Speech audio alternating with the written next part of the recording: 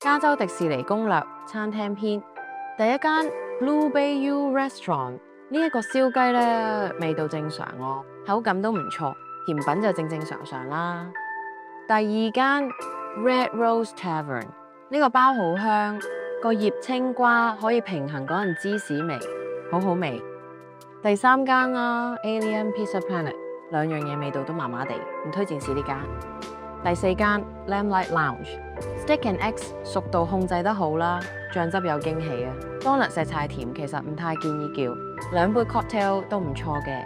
第五間 Pim Kitchen 呢個鮮粒 Pim Toast 2.0超好食㗎，個糖漿咧甜得嚟又有層次，而且份量好足，值得一試。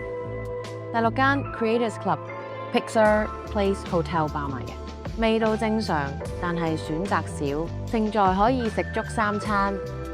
第七間 Storytellers Cafe， 食物咧種類唔算多咯，而且味道普通，但咧可以同迪士尼嘅朋友影相噶啦。有愛嘅話可以去食，推薦以下呢3間。溫馨提示：迪士尼餐廳會自動收取18% 小費。tag 同分享俾一齊去加州迪士尼嘅人啦。